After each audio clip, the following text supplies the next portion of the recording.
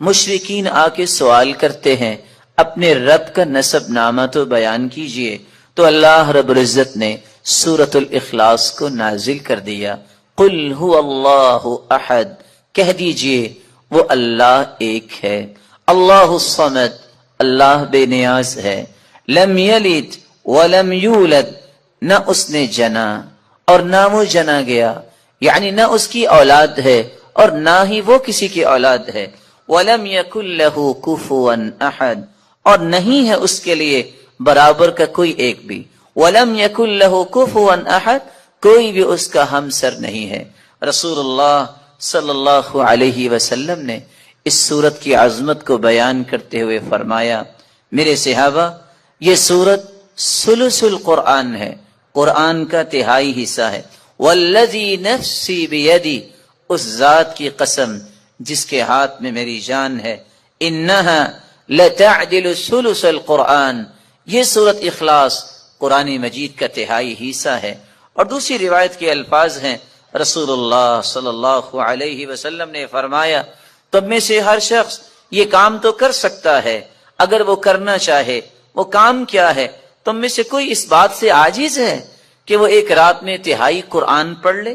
ایعجز احدکم ان یقرأ ثلث القرآن فی لیلہ فإنہ من قرأ قل هو اللہ احد اللہ الصمد فی لیلۃ فقد قرأ لیلتہ ثلث القرآن، جو رات کے وقت سورۃ الاخلاص کی تلاوت کر لیتا ہے گویا کہ اس نے قرآن کا تہائی حصہ پڑھ لیا۔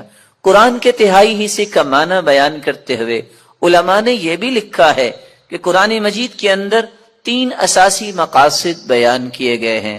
اللہ کی توحید کو بیان کیا گیا، اللہ کے اوامر اور نواہی کو بیان کیا گیا، اللہ تعالیٰ کے پیارے پیغمبروں اور پھر ان کی قوموں کے اخبار و قصص کو بیان کیا گیا۔ تو سورۃ الاخلاص علم التوحید، توحید کا ایک مرکز ہے، توحید کی حقیقت کو کھولنے والی یہ سورت ہے۔ اس لیے رسول اللہ صلی اللہ علیہ وسلم نے فرمایا، جس شخص کی محبت سورت اخلاص سے ہوگی یہ محبت اسے جنت تک لے جائے گی۔ جامع ترمذی کی روایت ہے کہ ایک آدمی اللہ کے رسول صلی اللہ علیہ وسلم کے پاس آیا اور کہنے لگا، انی احب هذه السورہ، اللہ کے رسول صلی اللہ علیہ وسلم مجھے اس سورت سے بہت محبت ہے۔ کون سی سورت؟ قل هو اللہ احد، فقال ان حبک ایاہا یدخلک الجنہ، یاد رکھنا اس سورت کے ساتھ تیری محبت تمہیں جنت میں لے جائے گی۔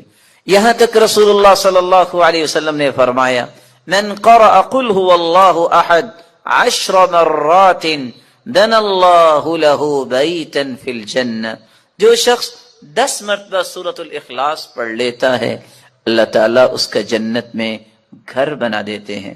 یہی وجہ ہے رسول اللہ صلی اللہ علیہ وسلم نے فرمایا کہ سورۃ الاخلاص قرآن مجید کی بہترین سورت ہے۔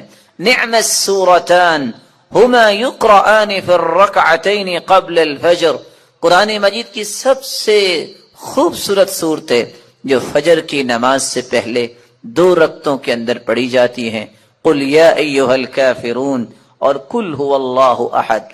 بلکہ اس سورت کے الفاظ اللہ کے ہاں اتنا مقام رکھتے ہیں، ان الفاظ کے ساتھ اگر دعا کی جائے تو یہ اس میں اعظم بن جاتا ہے، جو بھی دعا کی جائے اللہ اس دعا کو رد نہیں کرتے۔ رسول اللہ صلی اللہ علیہ وسلم کے صحابی بیان کرتے ہیں، میں رسول اللہ صلی اللہ علیہ وسلم کے ساتھ مسجد میں داخل ہوا، ایک شخص نماز پڑھ رہا تھا اور دعا کر رہا تھا، اللہم انی اسألک بأنی اشہد ان لا الہ الا انت الاحد الصمد الذي لم یلد ولم یولد ولم یکن له کفوا احد۔ ان الفاظ کے ساتھ اس نے دعا کی تو اللہ کے رسول صلی اللہ علیہ وسلم فرمانے لگے، والذی نفسی بیدی لقد سأله باسمه الاعظم الذي اذا سئل به اعطى واذا دعي به اجاب، اس ذات کی قسم جس کے ہاتھ میں میری جان ہے، اس شخص نے اسم اعظم کے ساتھ دعا کی، اور جو ان کلمات کے ساتھ دعا کرتا ہے، جو بھی سوال کرتا ہے اللہ رب العزت اسے عطا کر دیتے ہیں، جو بھی دعا کرتا ہے اللہ رب العزت اس کی دعا کو قبول فرماتے ہیں۔ بلکہ رسول اللہ صلی اللہ علیہ وسلم نے فرمایا جو سورۃ الاخلاص کی تلاوت کرتا ہے اللہ رب العزت اس کے گناہوں کو بھی معاف فرما دیتے ہیں۔ ایک مرتبہ نہیں، آپ نے 3 مرتبہ فرمایا قل یا ایھا الکافرون فقال قد برئ من الشرک۔ ایک آدمی کو قل یا ایھا الکافرون پڑھتے سنا، آپ نے فرمایا یہ شرک سے بری ہو گیا۔ دوسرے شخص کو سنا وہ قل هو اللہ احد پڑھ رہا تھا، فقال غفر له، اللہ رب العزت نے اس کے گناہوں کو معاف کر دیا ہے۔ رسول اللہ صلی اللہ علیہ وسلم کے صحابی سیدنا کعب رضی اللہ تعالی عنہ نے کتنی خوبصورت بات کی، فرمایا کرتے تھے السماوات السبع والارضون السبع، 7 آسمان اور 7 زمینوں کی بنیاد اسست علی هذه السورہ، اس کی بنیاد اس سورت اخلاص پر رکھی گئی ہے۔ رسول اللہ صلی اللہ علیہ وسلم نے اسی لیے صحابہ کرام کو اس بات کی نوید سنائی کہ جب ایک شخص سفر میں نکلا، جب بھی وہ نماز پڑھاتا تو سورۃ الاخلاص کی تلاوت بھی کیا کرتا۔ صحابہ کرام نے یہ بات رسول اللہ صلی اللہ علیہ وسلم تک پہنچائی۔ آپ نے سوال کیا میرے صحابی آپ یہ کیوں کرتے ہیں؟ تو صحابی نے جواب دیا اللہ کے رسول صلی اللہ علیہ وسلم اس سورت کے ساتھ مجھے محبت بہت ہے، فرمایا تیری یہ محبت قیامت کے دن تجھے جنت لے جائے گی۔ رسول اللہ صلی اللہ علیہ وسلم نے سورۃ الاخلاص کے ساتھ ساتھ بقیہ 2 صورتیں سورۃ الفلق اور سورۃ الناس، ان تینوں صورتوں کی تلاوت کے بارے میں بھی مسلمانوں کو نوید سنائی کہ انجیل اور زبور اور تورات کے اندر ایسی کوئی صورتیں نہیں جس طرح کی یہ 3 صورتیں ہیں، بلکہ رسول اللہ صلی اللہ علیہ وسلم نے فرمایا مسلمانوں قل هو اللہ احد والمعوذتین، قل هو اللہ احد اور آخری 2 صورتیں حین تمسی وتصبح 3 مرات تکفیک من کل شیء، اگر کوئی شخص 3 مرتبہ پڑھ لیتا ہے صبح کے وقت اور 3 مرتبہ پڑھ لیتا ہے شام کے وقت تو ہر چیز سے یہ تینوں صورتیں کفایت کر جائیں گی۔ رسول اللہ صلی اللہ علیہ وسلم نے ان 3 صورتوں کو بہترین دم قرار دیا۔ رسول اللہ صلی اللہ علیہ وسلم کی زوجہ مطہرہ صدیقہ بنت الصدیق حبیبۃ رسول اللہ صلی اللہ علیہ وسلم عائشہ رضی اللہ تعالی عنہ فرماتی ہیں ان النبی صلی اللہ علیہ وسلم كان اذا آوى الى فراشی، رسول اللہ صلی اللہ علیہ وسلم جب آرام کرنے کے لیے اپنے بستر کی طرف جاتے کل لیلہ، ہر رات جمع کفی، اپنے دونوں ہاتھوں کو جوڑتے، ثم نفس فیہما، پھر ان دونوں ہاتھوں میں پھونک مارتے، فقرأ فیہما، اور قرآن مجید کی یہ تلاوت کرتے قل هو اللہ احد وقل اعوذ برب الفلق وقل اعوذ برب الناس، ان تینوں صورتوں کی تلاوت کرتے، ثم يمسح بهما ما استطاع من جسدی، يبدأ بهما على رأسه ووجهه وما اقبل من جسدی، يفعل ذلك 3 مرات۔ ان تینوں صورتوں کو پڑھنے کے بعد اپنے ہاتھ میں پھونک کے اپنے سر پہ اور رسول اللہ صلی اللہ علیہ وسلم اپنے چہرہ انور پہ اور اپنے جسم کے سامنے ہی حصے سے اور جہاں تک آپ کا ہاتھ جاتا اپنے آپ کو دم کیا کرتے۔ اس صورت نے ہمیں بہت سارے پیغامات دیے ہیں۔ سب سے پہلا پیغام یہ ہے بندہ مومن وہی اللہ کے ہاں مقرب ہو سکتا ہے، وہی اللہ کا محبوب بن سکتا ہے جو توحید کو خالص کرتا ہے۔ اور سب سے بڑا پیغام اس صورت کا یہ ہے کہ اللہ کی وحدانیت کو قبول کیا جائے، کسی کو اس کے ساتھ شریک نہ کیا جائے، کسی کو ساجی نہ سمجھا جائے۔ دوسرا اس صورت کا پیغام یہ ہے کہ اگر اللہ کے رسول صلی اللہ علیہ وسلم نے فرما دیا تو میری اور آپ کی زندگی کے معمولات میں یہ آ جانا چاہیے کہ میں صبح اور شام اس صورت کی تلاوت کیا کروں۔ اور کبھی مجھے تیسرے پیغام کی طرف بھی ہر وقت توجہ دینی چاہیے کہ اللہ کے رسول کا فرمان جب آ گیا کہ 10 مرتبہ پڑھنے سے جنت میں گھر بن جاتا ہے۔ آج ساری زندگی نوکری کرنے والا گھر کی خواہش لے کے بیٹھا ہوتا ہے، بسا اوقات گھر نہیں بنتا، اس کی قبر بن جاتی ہے۔ لیکن یہ کتنا آسان نسخہ ہے کہ انسان 10 مرتبہ اس سورت کی تلاوت کرے، اللہ اس کا جنت میں گھر بنا دے۔ اور پھر انسان سے تو ہر وقت گناہ سرزد ہوتے ہیں، انسان خطاؤں کا ایک مجموعہ ہے، اس لیے گناہوں کو معاف کروانا یہ بھی ایک مومن کا مطلب اور مقصد ہے۔ اس مقصد کو حاصل کرنے کے لیے سورۃ الاخلاص کی تلاوت کرے، اور جنت کے واجب ہونے کی نوید سننا چاہتا ہے تو اس سورت کی تلاوت اور اس سورت کی فہم اور اس صحیح ترغیب کی روایت ہے 1668، رسول اللہ صلی اللہ علیہ وسلم نے فرمایا اول الناس بی یوم القیامہ اکثرهم علی صلاۃ، قیامت کے دن سب سے پیارا اور قریبی میرے وہ ہوگا جو سب سے زیادہ مجھ پہ درود بھیجنے والا۔ بلکہ اللہ کے رسول صلی اللہ علیہ وسلم نے فرمایا تھا ابخل الناس من ذکرت عنده فلم يصل علی، بخیل تو دنیا میں بہت ہیں، لیکن سب سے بڑا بخیل کسی نے دیکھنا ہے تو وہ ہے جس کے پاس میرا تذکرہ ہو اور پھر وہ درود نہ بھیجے۔ یہاں رک کے میں ایک گزارش کروں گا، بڑوں سے بھی اور چھوٹوں سے۔ کچھ تو اللہ کے رسول کے دشمن ہیں، کافر، کچھ ایمان لانے کے باوجود بھی دشمنی کرتے ہیں کیونکہ اللہ کے رسول کی بات نہیں مانتے اور آپ کے وزیروں اور مشیروں کو برا بلا کہتے ہیں، یہ بھی دشمنی ہے اللہ کے رسول۔ اور کچھ لوگ چاہتے نہ چاہتے بھی بخیلی کر جاتے ہیں اور بخل کرنے والوں کے صف میں کھڑے ہو جاتے ہیں اور اپنے آپ کو نیک بھی کہتے ہیں۔ آپ پوچھیں گے وہ کیسے؟ اپنا نام آئے گا تو 4 سابقے 4 لاحقے، ایم اے پاس ہے، بی اے پاس ہے، اور یہ ماسٹر کیا ہے، یہ ایم فل کیا ہے، پی ایچ ڈی کی ہے، اس کے بغیر نام لکھنا بولنا سننا پسند ہی نہیں ہے۔ سرتاج رسول صلی اللہ علیہ وسلم کا نام آئے گا تو کیا ڈال دیں گے؟ صاد، بخیل ہے۔ تیری زبان کی سب سے بڑی سعادت یہ ہے، تیرے قلم کی سب سے بڑی سعادت یہ ہے اس زبان کی نوک پہ بھی آئے محمد الرسول اللہ صلی اللہ علیہ وسلم۔ اس سے بڑی سعادت کیا ہے قلم کی؟ وہ ساری دنیا کی باتیں لکھ لے، اللہ کے ذکر کے بعد محمد مصطفیٰ کا نام آئے تو صلی اللہ علیہ وسلم نہ کہے، سعادت کیسے؟ خوش بختی ہے۔ تو میں بات اگلی کرنے سے پہلے ایک وعدہ لینا چاہوں گا، اور اگر اس وعدے پہ ہم سب پختہ ہو جائیں تو آج کی مجلس اس کا فائدہ ثابت ہو جائے گا۔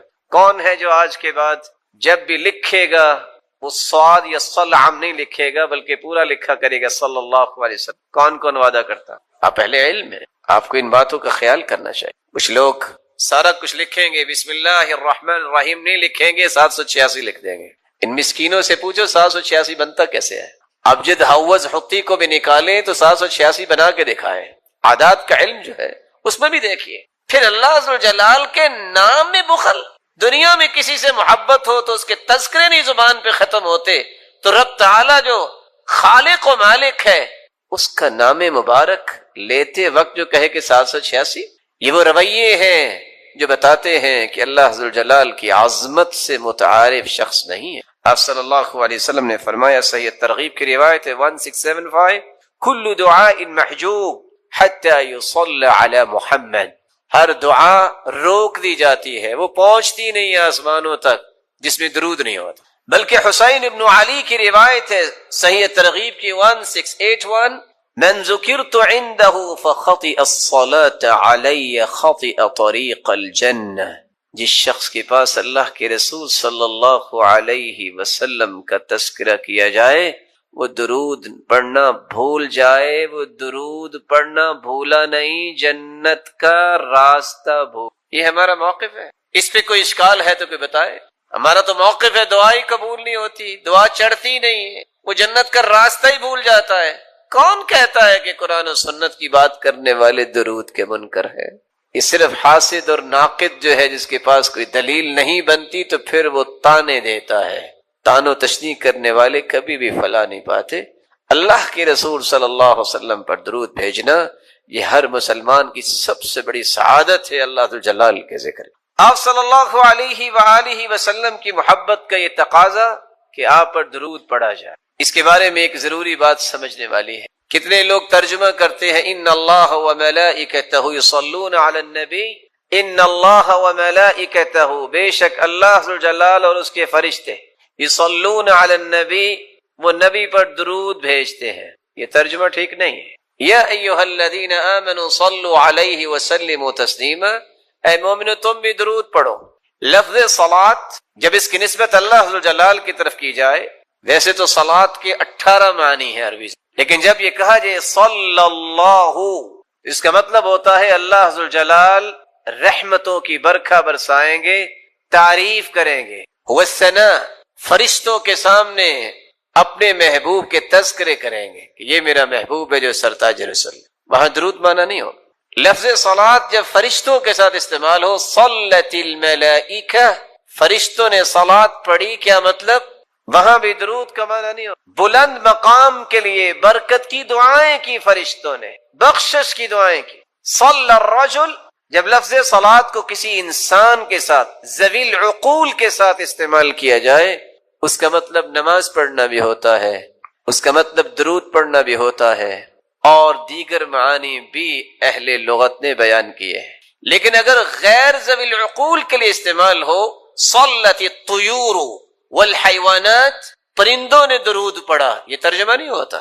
وہاں ترجمہ ہوتا ہے پرندوں نے اللہ ذوالجلال کی حمد و ثنا بیان کی، اللہ ذوالجلال کی تعریف کی ہے، حمد بیان کی۔ تو قرآن مجید کے ترجمے کو صحابہ کرام، تابعین اور تبع تابعین اور لغت کو سمجھنے والے لوگ ہیں، ان کے کیے گئے ترجموں کی روشنی میں ہی اختیار کرنا چاہیے۔ آپ کی محبت کا ایک 7واں تقاضا بھی ہے، آپ کی محبت میں غلو نہیں کرنا چاہیے۔ یہ بھی ایک بات سمجھنے والی ہے۔ محبت وہی ہے جس کا تذکرہ اللہ ذوالجلال نے قرآن میں کر دیا۔ بھلا اللہ سے بڑھ کے بھی کوئی محبت کی حقیقت کو پیش کر سکتا ہے؟ محبت وہی ہے جو اللہ کے رسول نے خود سمجھا دی کہ یہ میرے ساتھ محبت کرو۔ غلو نہیں، حدود سے تجاوز نہیں، حدود کو کراس نہ کیا جائے۔ صرف 3 آیتیں اگر آپ ان کو یاد رکھیں تو کبھی بھی آپ غلو کا شکار نہیں ہوں گے۔ سورۃ الانعام کی 50 نمبر آیت، سورۃ الاعراف کی 188 نمبر آیت، اور سورۃ الکہف کی آخری آیت 110 نمبر آیت۔ اللہ ذوالجلال فرماتے ہیں قُل لَا أَقُولُ لَكُمْ عِنْدِي خَزَائِنُ اللَّهِ وَلَا أَعْلَمُ الْغَيْبَ وَلَا أَقُولُ لَكُمْ إِنِّي مَلَكٌ إِنْ أَتَّبِعُ إِلَّا مَا يُوحَى قل هل يستوي الأعمى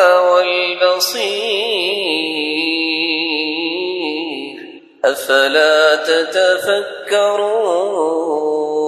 تتفكرون قل لا أقول لكم عندي خزائن الله، میں بڑی محبت کے ساتھ، ادب کے ساتھ، احترام کے ساتھ یہ پیغام پہنچانا چاہتا ہوں ان مسلمانوں تک بھی جو محبت کا دعویٰ بھی کرتے ہیں اور اس آیت کی روشنی میں محبت کے زاویوں کو اختیار نہیں کرتے، غلو کرتے۔ کیا کہتے ہیں؟ کہ خزانوں کا مالک ہے تو اللہ کا رسول نہیں۔ میرے محترم، خزانوں کے مالک اللہ ذوالجلال ہے، کیونکہ اللہ ذوالجلال نے اعلان بھی کروایا ہے تو اسی ہستی سے۔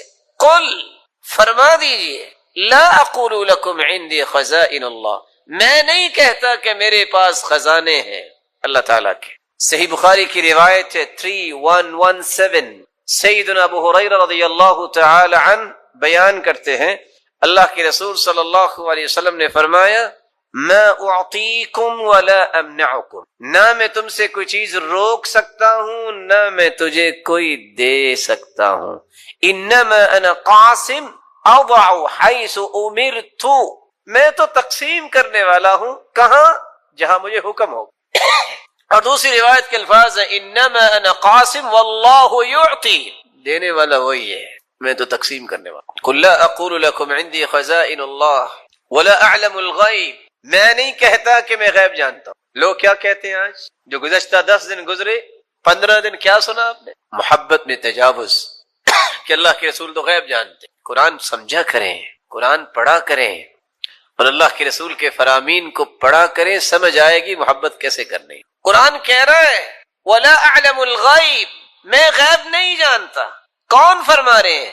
وہ ہستی جس جیسی ہستی اللہ نے پیدا نہیں کی. صحیح بخاری کی روایت ہے 4001 ربیع بنت معوذ رضی اللہ تعالی عنہا بیان کرتی ہیں دخل علی النبی صلی اللہ علیہ وسلم غداة بنی علی فجلس على فراشه. میری شادی کے دن اللہ کے رسول تشریف لائے اور میرے پاس آ کے بیٹھے کہ مجلسی کا منی وجویریات یضربن بالدف. کچھ چھوٹی بچیاں جو ہیں من قتل من آبائهن یوم بدر، بدر کے شہداء کے متعلق ندبہ کر رہی تھی. یندبن، تو ایک بچی کہنے لگی وفینا نبی یعلم ما فی غدی، ہمارے درمیان اللہ کے پیغمبر ہیں جو کل کے بارے میں بھی جانتے ہیں. آپ نے فرمایا لا تقولی ہکذا وقولی ما کنتی تقولین، یہ نہ کہو جو پہلے کہہ رہی تھی وہی کہو جو شہداء کی اب بات کر رہی تھی.